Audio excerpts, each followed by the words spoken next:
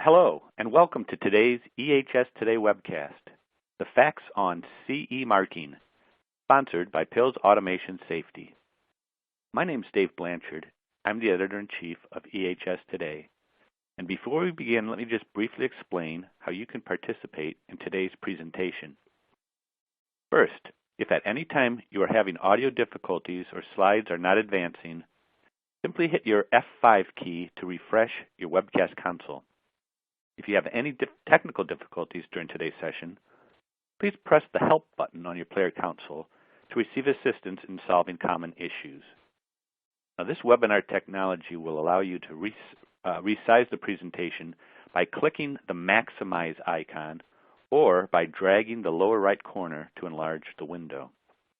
We welcome your questions during today's event. In order to submit your questions to today's presenter, simply type your question into the question window, which you'll see on the left side of your screen, then hit the Submit button. We'll answer as many questions as possible during the Q&A session that will follow the main presentation, but please feel free to send in your questions at any time, and we will add them to the queue. And please also be aware that today's session is being recorded, and it will be available on the EHS Today website within the next week for you to review. You'll be notified by email when the archive is available. Also, if you look at your console, the PILS logo is hot linked. If you want to visit their website during this webcast, you can click on that logo and a new window will open up. But don't worry, this will not take you out of the webinar. Okay, so much for the housekeeping tips. I'd now like to welcome our presenter. Let me say a little bit about him. Lee Burke has a degree in electrical engineering from Cleveland State University and has been certified as a certified machinery safety expert. Lee has over 50 years of experience selling and supporting products and services and training in industrial automation applications. He has over 20 years of experience in safety automation for PILS Automation Safety, and he is currently the training manager for PILS. And with that, let me turn it over to Lee Burke. Lee, the floor is yours. Thank you, Dave, and welcome everyone.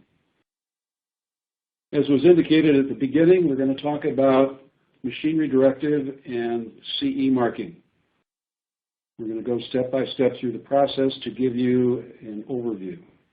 This is a very complex process and takes a lot of time to complete.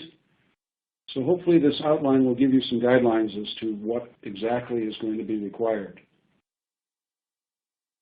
We're going to look at the scope of the Machinery Directive, what does it apply to, and what are the legislative requirements as well as the standards that apply. Who's responsible for CE marking? We have manufacturers, importers, designers, as well as the installers that can be involved. What are the requirements in the process? What other directives can be applied? A couple of examples right up front on this slide speak to the requirements for electromagnetic compatibility and also for the low voltage directive.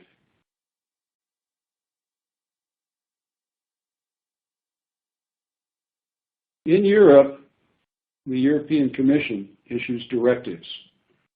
And these directives establish the safety requirements for machinery to be introduced on the community market. There are also directives that apply to other products. These directives then are transposed by the individual member states and are adopted as laws within those countries. The objective here is free movement of goods in all of the member states. No country may impede the import of machinery bearing the CE mark, and along with it, a declaration of conformity, unless there are specific reasons to suspect that the machinery is not actually in compliance. The result of this process has led to opening up all of Europe as a single marketplace, and they have surpassed even the United States in regards to the size of the market. So the European Commission issues the European directives. each of the member countries then adopts these directives as law.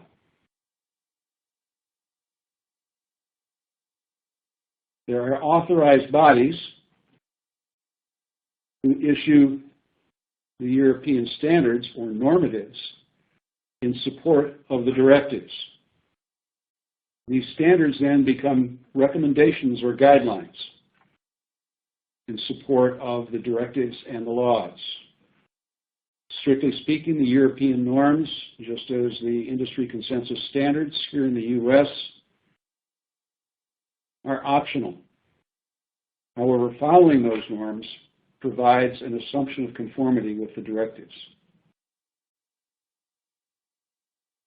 The directives are implemented by 28 member states. And in addition, there are a number of non-members who participate and have adopted, for instance, the Machinery Directive. These include Iceland, Norway, Liechtenstein, and Switzerland, and also Turkey as well.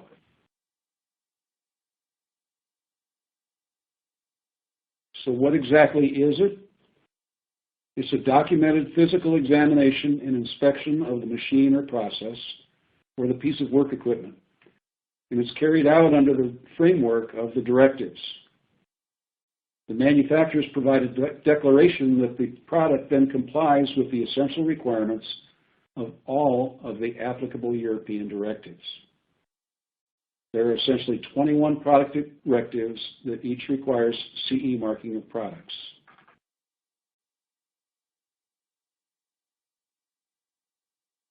In Europe, we have the harmonized standards. These are drafted by the notified bodies. We have SEN and SENELEC. The responsibility of SENELEC is for those electrical requirements, and SEN covers everything non-electrical. When we look to the standards, there's a framework. We have A, B, and C level standards. The A level standards cover the basic requirements, design principles, and terminology. The B level standards, there are two types. We have those that cover general safety aspects, such as safety distances and the requirements for safety-related control systems. And then there's B2 level standards, which speak to the requirements for specific safety devices, such as mechanical guards or emergency stop equipment. And finally, we have the C-level standards. These are machine-specific standards. And there are quite a few of these. Each addresses a specific machine or type of machine in general. Some of the examples you can see here on the slide: EN 1010 for printing and paper machines, EN 1539 for dryers and ovens, EN 201 for injection molding machines. It turns out that if you look at the ANSI standards, the B11 series, particularly for machinery, they follow the same hierarchy. So Type A standards give you the basic concepts, the basic principles for the design of the machinery, and general aspects that can be applied to all machinery. EN ISO 12100 also covers the requirements for the performance of a risk assessment. The B standards, as I indicated, we have the B1 standards that cover specific safety aspects, and we have the B2 standards that cover the specific devices.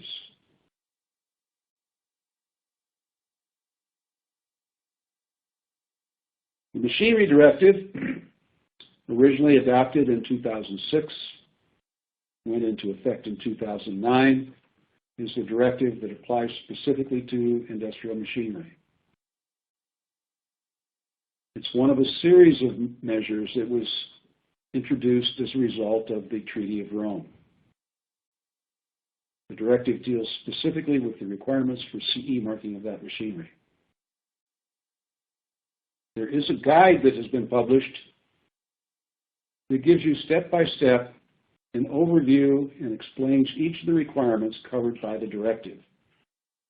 This can be easily accessed and downloaded by the addressing the website and the address shown on this slide. Or you can simply do a web search for the harmonized standards. And it will give you a list of the standards that are harmonized for each of the directives that you might have question about. The Machinery Directive is broken down into 4 basic parts. It begins by addressing the placing on the market and freedom of movement. That is the purpose of the directives in the first place. Part 2 then goes on to describe the procedures that are required in assessing the machinery for conformity to the directive. Part 3 gets into the specifics of the CE marking. And then Part 4 includes the final provisions and the documentation required. Within the directive, there are a number of annexes, and I've highlighted here the specific ones that are key. Annex 1 spells out the essential health and safety requirements. This must be used as a basic checklist to determine whether or not the machinery is in compliance. Annex 4 provides a list of special equipment, as well as components that require special marking procedures. Annex 5 provides a list of safety components. Safety components are included in the list of devices covered by Annex 4.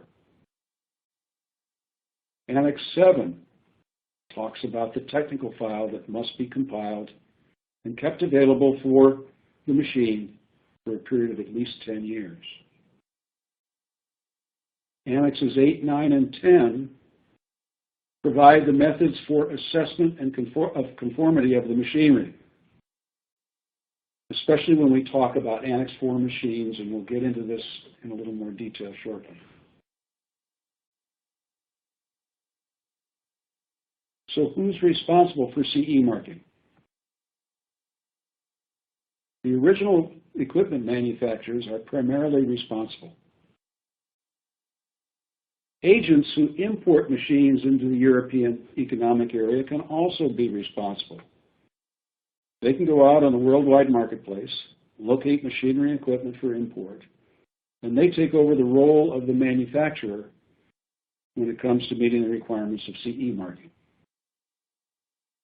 Companies that directly import machines into the European Economic Area on their own, as well as companies who build their own machines for use in-house.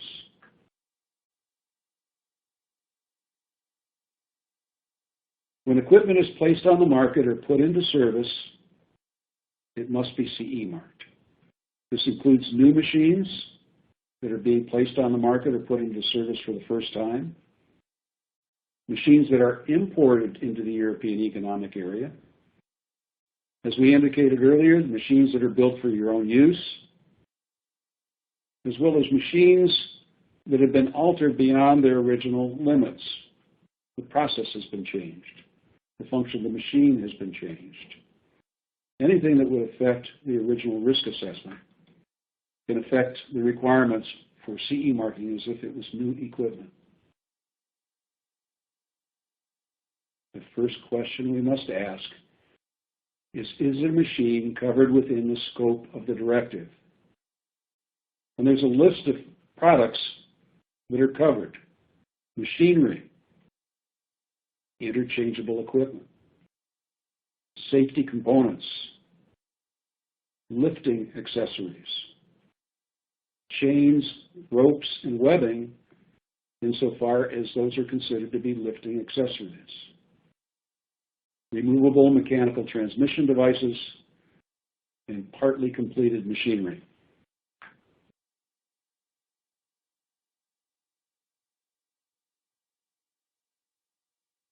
We must first determine, is this equipment under Annex 4?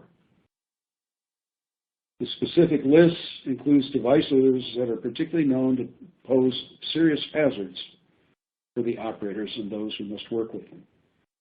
These include such things as circular saws and sawing machines, surface planing machines for woodworking, injection or compression plastics molding machinery, and safety components. Not included on the list on this slide are also power presses. If it's determined to fall under the Annex 4 of the directive, there are processes that the manufacturer must follow for CE marking the equipment. If the equipment is built in accordance with harmonized standards, the manufacturer can select any of 3 procedures that are addressed in Annexes 8, 9, and 10. The process under Annex 8 is essentially self-certification. Under processes 9 and 10, the notified body must be contacted. Annex 9 describes the process in which the notified body inspects a sample of the machinery and equipment, tests it, and certifies that it is safe in use. Annex 10 addresses quality assurance procedure in which the notified body looks at the quality assurance process within the company, including the design, the manufacture, the verification and validation of the equipment to ensure that their processes will result in a machine that is compliant with the directive. If harmonized standards have not been applied, or only partly applied, then the manufacturer must follow either the procedures of Annex 9 or Annex 10, both of which require the participation of the notified body. Under Annex 8, products which are not listed in Annex 4, as well as Annex 4 products that are manufactured in conformance with the standards,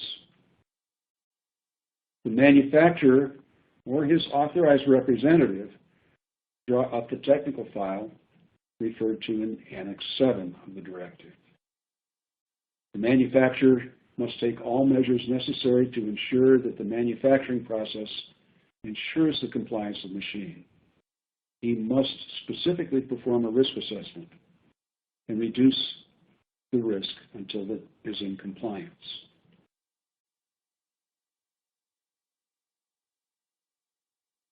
The type examination spelled out in Annex 9 requires that a notified body certify that an example of the machine meets the requirements of the directive.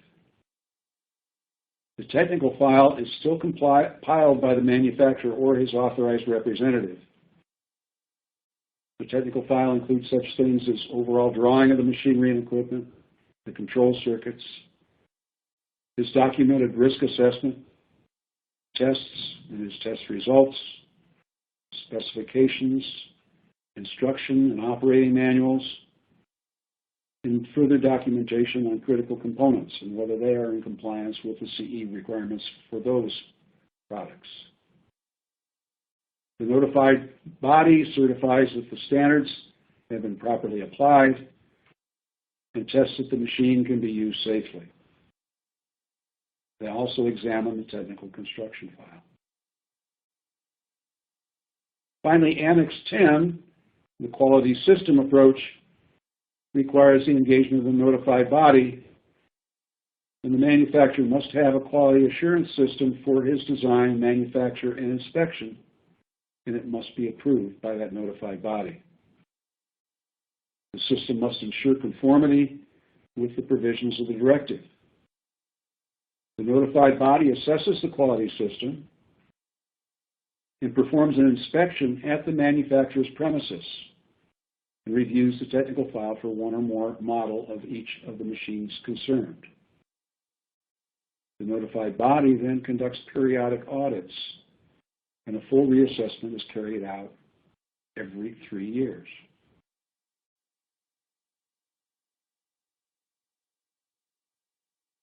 Risk assessment. Risk assessment is mandatory under Annex 1. It specifically states that the manufacturer or his authorized representative must ensure that a risk assessment is carried out and determine that the health and safety requirements which apply to the machinery are fulfilled. This is an iterative process, and the key standard that's utilized here is EN ISO 12100. Safety of machinery, general principles for design, risk assessment, and risk reduction. It spells out basic terminology, procedures for identifying hazards, and defines the documentation that's required in order to verify the assessment is carried out. It defines the process but does not specify any specific method for performing it. That is up to the manufacturer. 12100 gives a simple flow chart that describes the process. We start with the risk assessment. The individual steps are to determine the limits of the machine, identify the hazards, estimate the risk posed by those hazards under each condition of use, and then, where necessary, apply risk reduction.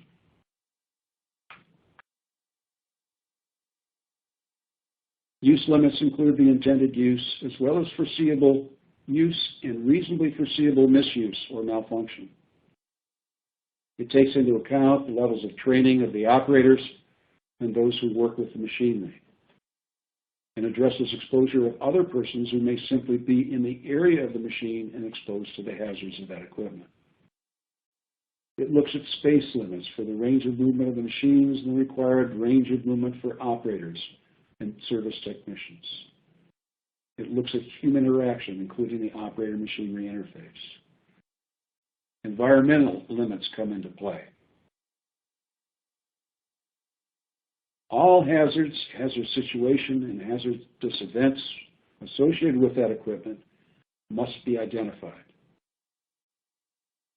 A review of the standards and legislation can provide a list of typical hazards for the machine.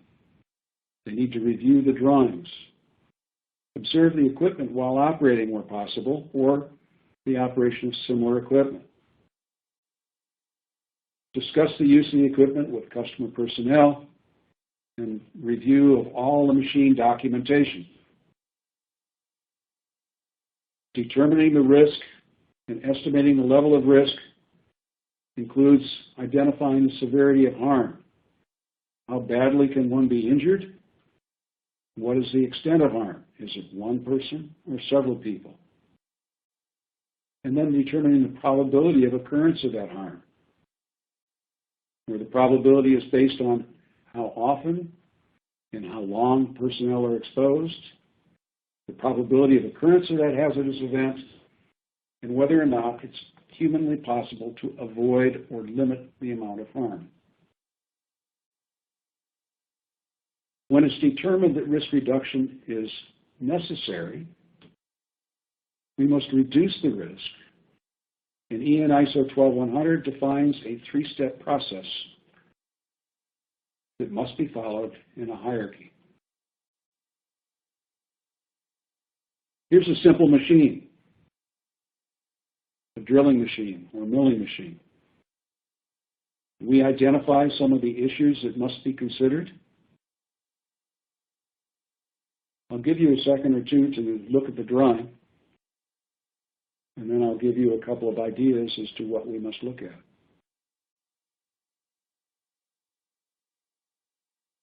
One of the most obvious is that this machine is movable.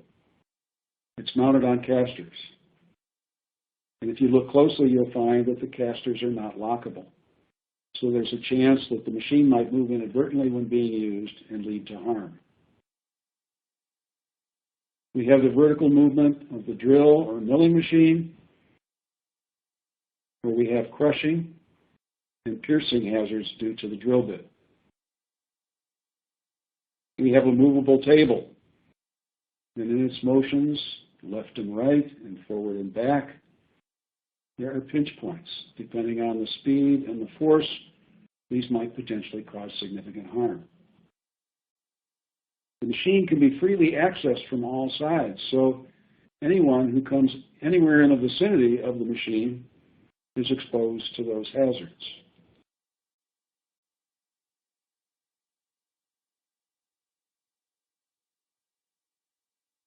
So we apply risk reduction. And according to ISO 12100, as well as a slightly simplified version of the hierarchy as specified in ANSI B11, it's a three-step process. Risk reduction by inherently safe design measures. We attempt to design out the hazard or substitute. For instance, for a hazardous material, use a less hazardous material. Next, in step 2, we apply safeguarding measures and the implementation of complementary protective measures. And finally, in step 3, we provide risk reduction by information for use, whereas we're more accustomed to defining it in the U.S. by administrative controls.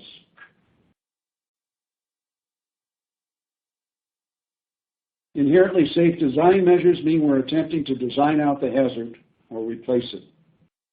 Here's a very simple example. By not driving the last roller, we reduce the possibility of being trapped and drawn in at the end of this conveyor. We could further reduce the hazard by allowing that roller to actually pop out should you get trapped. In step 2, we apply the engineering controls, the implementation of safeguards. We apply fixed guards, movable guards, which include interlocking, such devices as light curtains, safety mats, two-hand controls. And then finally, under administrative controls or information for use, we affix warning signs, provide operator and maintenance manuals, safe operating procedures, and we train the users in how to safely operate the equipment. And finally, we have the provision of personal protective equipment. The hierarchy of health and safety controls is based quite simply on the amount of interaction that's required by the humans for the safety measures to be implemented.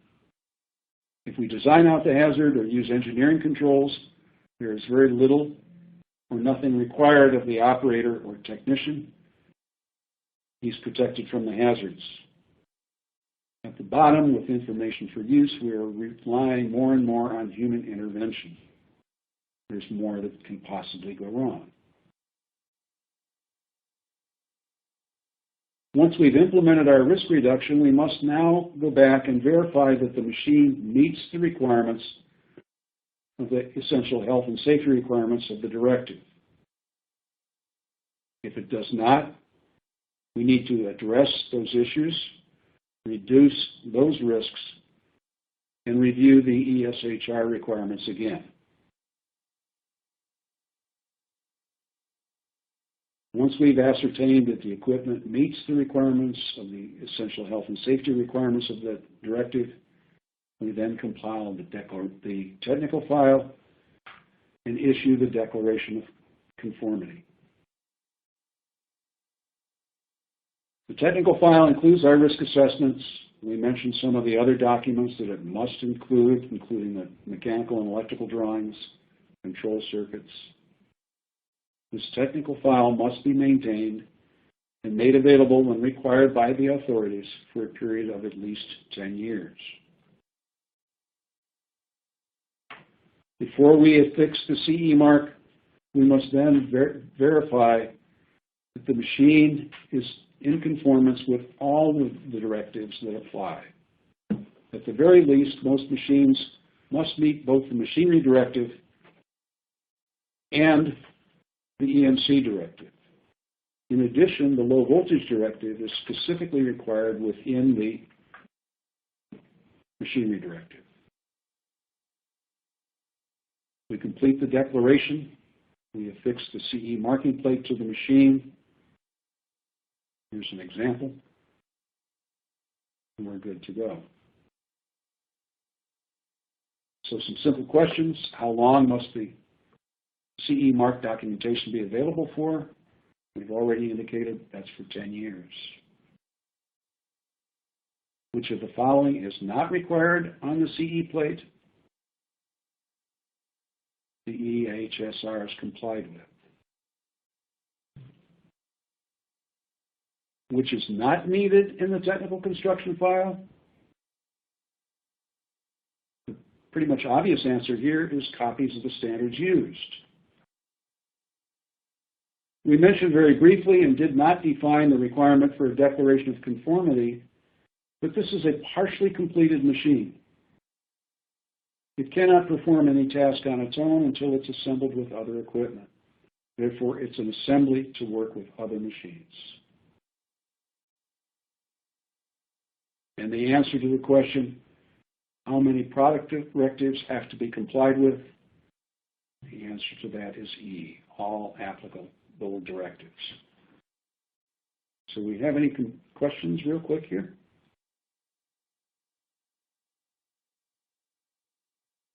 I think we're in real good shape as far as time.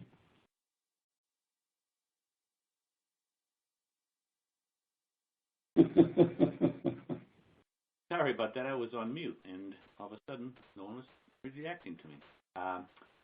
First of all, Lee, thank you. That was incredible. It was an incredible amount of information that you... I'm surprised it went that quickly myself. Well, I'll tell you what. You've got a number of questions, so it's not over yet. We got some people want to kind of pin you down with, well, not pin you down, but get a little bit more, dive a little deeper into patients. So let me just start with a couple.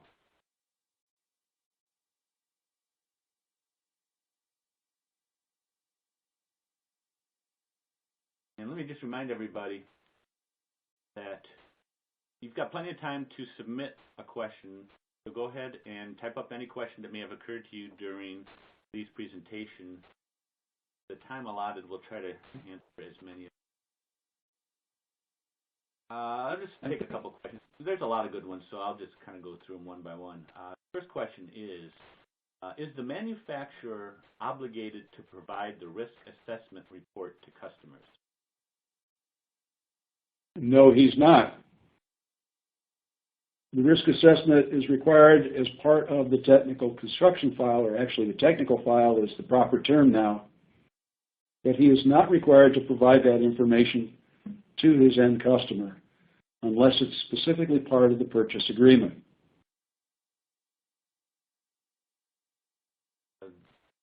This is a question probably at the very outset. Is the United States part of this community market, or is this just limited to Europe? This is limited to Europe, to specifically the European Economic Area, which includes the 28 member states, the members of the European Free Trade Association, and Turkey.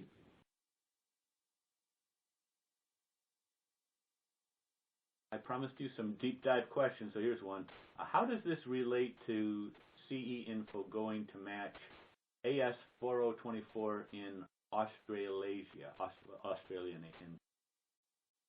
does this relate to CE info going to those countries? Those countries do not require CE marking. However, for the most part, within the Asian marketplace, the standards that have been adopted are pretty much harmonized or copies of the European norms. So the requirements are very, very nearly identical. China, for instance, does not have CE marking.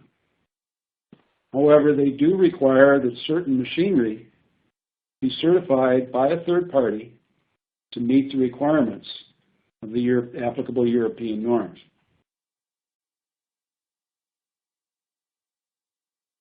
Okay. Another question. What standards need to be followed for a machine or hydraulic press that is incorporated? What standards need to be followed? Yes. The list of standards gets to be quite long, but specifically you need to address the applicable press standard, and there are separate standards for mechanical presses, pneumatic presses, hydraulic presses. So you would apply the requirements of that standard, and within the standard, they provide a list of reference standards which must be complied with. The most typical would be EN ISO 12100 for risk assessment, EN 60204 for the electrical requirements for machinery and directives, the ISO standards for pneumatics or hydraulics, depending on whether it's a pneumatic or a hydraulic press. If you're applying guards, then there's standards that must be followed for guards and so forth. The list can get quite long. Sounds like it. And the questions are getting more detailed too, but that's okay. We got time. Sure. This is a good one. Is CE marking recognized in any way by OSHA? No, it's not. Not at all. Okay. However, you have a declaration of compliance that indicates that it meets not the industry consensus standards that we're accustomed to, but the European standards, which can also, just like the North American standards, which are voluntary, be considered to be best practices. Okay. Question asks, so do I understand correctly that all electronic equipment must have a CE mark for Europe? That is pretty much the case, yes. Right. Specifically, there's the low voltage directive, which applies to things like appliances and office equipment, just as it applies to industrial machines. The EMC directive for electrical equipment, we must be sure that it does not interfere with broadcast, that it does not interfere with other equipment in such a way as to cause it to malfunction, and that it is not adversely affected itself by emissions. And the list goes on once again. Okay. Then let's go to this question. So when the EU directives are updated, let's say years after the machine has shipped, who is responsible for updating that machine to meet the new standards? The machine must comply with the directives that were in effect at the time that it was put into service. As long as that machine is not modified or changed in any way, then it need comply only with the directive that was in effect at the time. Once the machine is modified beyond its original design, then it must be updated to meet the requirements of the current directive. Okay. So what is the difference between compliance and conformity?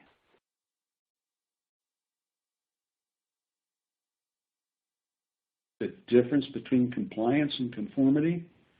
Yeah, I think they're getting at the nuance. Are pretty much synonymous. Okay. Compliance with directives basically states that it is in conformity with the directives.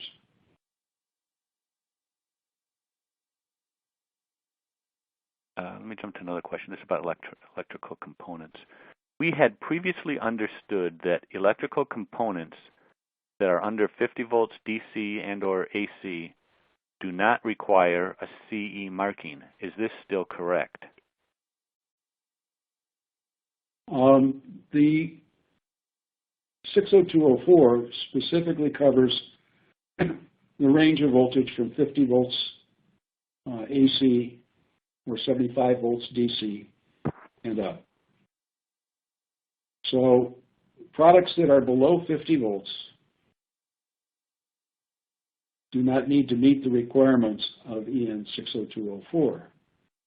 However, there are other requirements that must be met, as well as, for instance, EMC.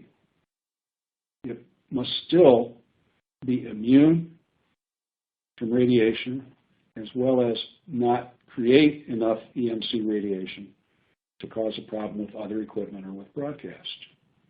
So there are still directives and standards that apply, just not 60204. Okay. This question kind of gets at the heart of it a little bit. So what are the ramifications if you do not have a CE mark? What happens? What are the ramifications? Yes. How much trouble are you in? It is required that the employer ensure that the equipment used in his workplace is suitable for the application it's being used for, and that it can be used safely by his employees. For instance, equipment that was in place prior to the country joining the European Economic Area or the European Union need not bear the CE mark, but it must meet the requirements for the safe use of work equipment. If it does not, it's the employer's responsibility to bring it up to a sufficient safety integrity to meet those requirements. If you bring equipment into Europe and put it on the market or put it into use, whoever performs that must take the responsibility of the manufacturer in ensuring that it is in compliance with the directives and that it is CE marked accordingly.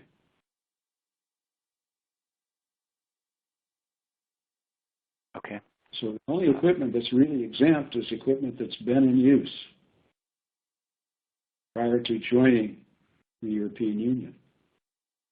But it still must be safe. Right, right. So this person asks if you could explain the effect on machine manufacturers for applications at U.S. work sites. And his question is, have U.S. companies been successful at getting U.S. manufacturers to seek CE marking? Well, U.S. companies getting manufacturers to seek CE marking? Yeah. Yes, specifically where it's going to, for instance, a manufacturing site that may be located in Europe. Most U.S. companies that I'm aware of that require essentially that the equipment meet the requirements for CE marking only require a third party to certify that the equipment meets it, and it does not require the CE mark specifically on the equipment itself. We actually perform that service for a few customers. We perform a risk assessment on new machinery and equipment and verify that it meets all of the European requirements, because that's the corporate standard. Right.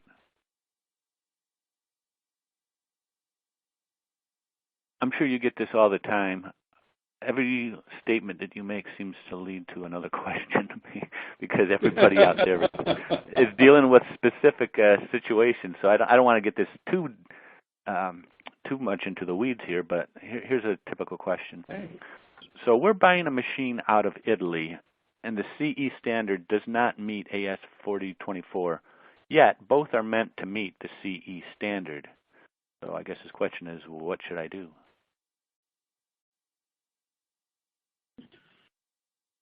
Well, it depends on who's going to take responsibility, whether you take it on yourself or whether you hire a third party to assist you in it. But somebody needs to perform a risk assessment, which includes the application of the standards for whatever region that equipment is destined to determine where it meets the requirements of the standard, and where it does not meet the requirements of the standard, it must be updated to meet those. It's not uncommon to buy equipment off the shelf that bears a CE mark and find issues with it once it arrives. I had a customer that happened to. He bought a press brake, and when it was delivered, it was purchased from Europe. It was assumed it met all the requirements for safety. It had a CE mark on it, and yet on a press brake, it only had Category 1 safeguards, single-channel safeguards, which was not sufficient for manual operation. That was actually uncanny the way you answered that question, because you had anticipated the next question I was going to ask. So let's move on to another question. Okay. I'm telling you, people are reacting to every word you're saying, so this is awesome. Who is required? When you've been doing this for a number of years, you see a lot of things. Well, I imagine so, and you know, this is a topic that's not of common parlance, but when you get to the people who actually need to know what's going on, they've got a lot of questions they want answered, and I think they're all happy to have an expert like you can answer some of these. We actually offer a full one-day training course on CE marking, and we will later this year be announcing a CE certification course as well. Okay. The next question would be, who is required to keep records of the Declaration of Conformity and Report? And I guess a parallel question to that is, are you supposed to have a representative of your company in the EU as a document holder? A couple questions there. Yes, you are. There needs to be a person, or an entity at least, in the European Economic Area who maintains that document, who's the point of contact should the authorities require copies of that technical construction file. It's not required you be a resident, but it is required that you be doing business on a continuing basis within the community. Okay. I think we'll jump back to a couple of questions that were asked earlier. This person asks if you could just briefly discuss what exactly you're referring to when you talk about fixed installations.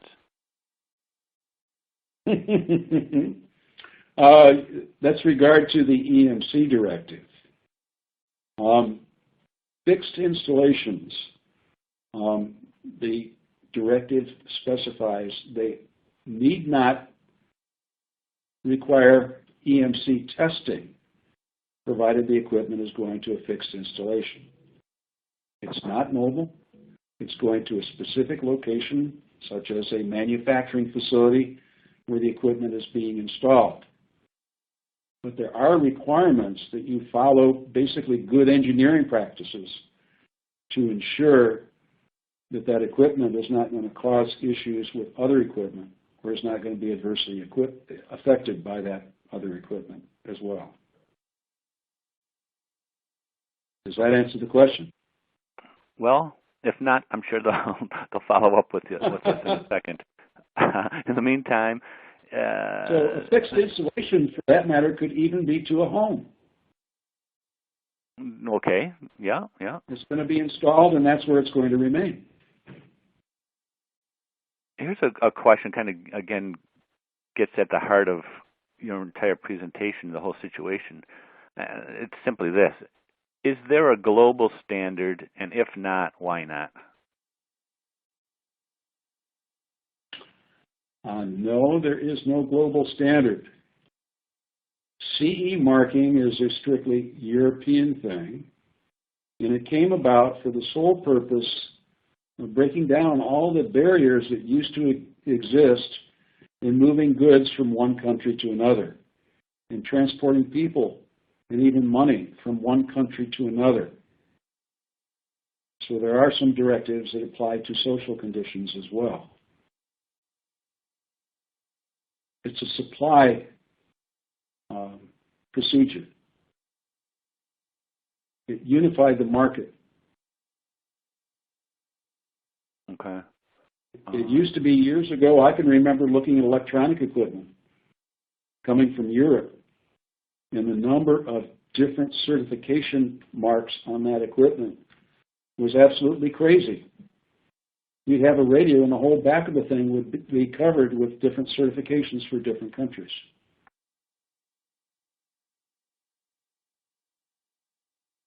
So Lee, I want you to picture yourself in an auditorium right now with a lot of people listening to every word that you ask, and they want to ask a follow-up question to everything.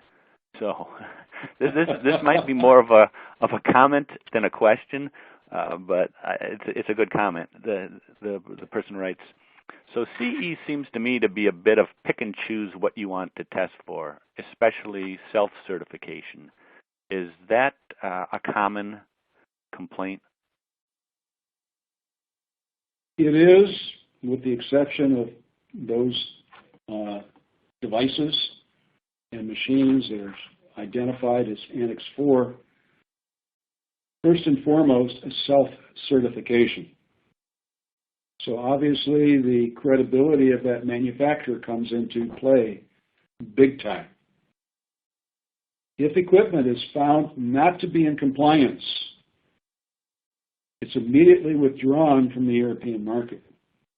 And if it's found that that documentation has been falsely put in place, then there are fines as well as potential imprisonment involved. So it is a very strict legal requirement. I suppose if you want to take the risk, like any other endeavor, there are ramifications. Point well made. Next question. Let me see if I can phrase this properly. How would I check that any specific equipment really is conforming to CE? It might be possible that a manufacturer just placed the CE mark without any conformity. The person also states that he's from Asia, so he wants to know how to protect themselves and how to know that everything is on the up and up. Well, first and foremost, the machine, if it's CE marked, must bear the CE mark with the appropriate information on the CE marking plate, okay, including the manufacturer, the authorized representative, if one was involved, identifying the notified body that might have been involved if it's an Annex 4 machine. You also have the declaration of conformity, and that declaration needs to spell out which directives the equipment complies with and the principal standards which were applied to ensure the compliance of that equipment. You know, in the U.S. with OSHA, there's a presumption of conformity within the workplace. OSHA is not going to come out and just randomly visit unless you're a targeted industry or unless there's been an incident or a complaint. The same is true with CE marking of machinery. There needs to be a specific reason for questioning that CE marking before action is taken. Okay. Now, if a piece of equipment is questioned and the local authority, whatever country that is, determines that, in fact, the machinery is not in compliance, then he must notify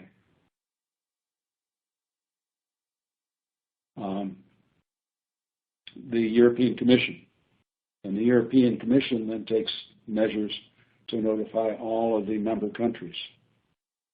And the equipment's drawn off the marketplace, and further legal action may be taken as it might apply.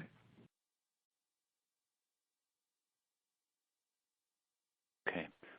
Before I ask another question, and we've got time for maybe one or two more, let me just ask everybody on this webinar right now, please take a moment to complete the feedback form, and that form should be on the left side of your screen. It just gives us some good feedback on this presentation and topics that you might want to have us talk about in the future. So Lee, let me jump to, this is an interesting question. What about the upcoming new standard 62368? what will that what will happen when that comes into effect? How will that affect things? I am not familiar with that specific standard. Can you identify what the topic is of that one? We'll ask the. There are so many numbers out there. Yeah, I'm busy on my computer right now, so I can't go away to look that one up myself. But if the questioner wants to type in a more specific question in the next minute or two, I will try to get back to them.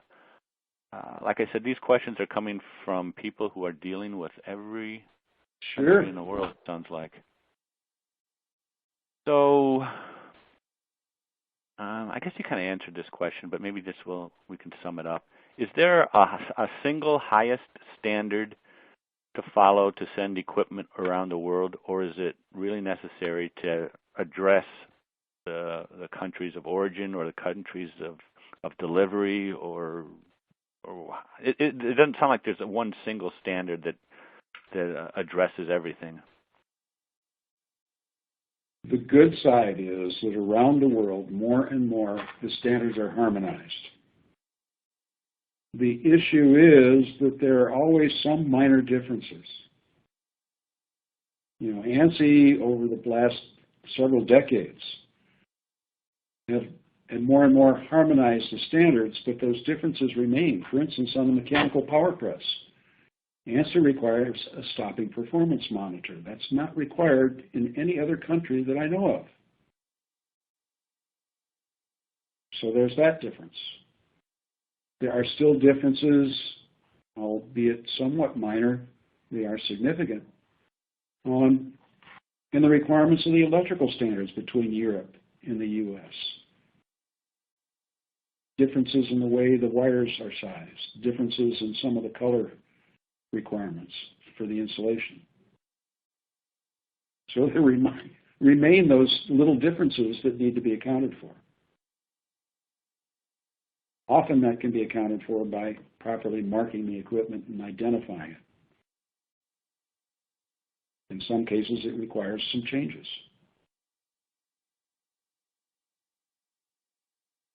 And just doing a quick scan over the remaining questions, many of them kind of are touching on points that you already raised or at least touched on in some detail. There's a few questions that are very specific, and frankly, I thought it would probably be better to let you follow up with these folks offline. So all the questions that have been asked, and if some folks have submitted a question or still want to submit a question, go ahead and do that right now. We'll make sure all those questions are forwarded on to Lee, and he can follow up with you after this webinar. With that, I think, we're just about at the top of the hour. So first of all, let me thank our presenter, Lee Burke, and our sponsor, Pills. This was just a fascinating topic that probably doesn't get the attention that some of the other things that we talk about at EHS today, but definitely the interest level on the questions were about as high I've ever seen. So thanks so much for that. As a reminder to everybody, if you have registered for this webinar as part of a group, please add the names and emails of everybody in attendance on the exit survey that I talked about earlier. With that, I'm going to sign off. On behalf of EHS Today, I'm Dave Blanchard, and have a great day, everybody. Thank you, everyone.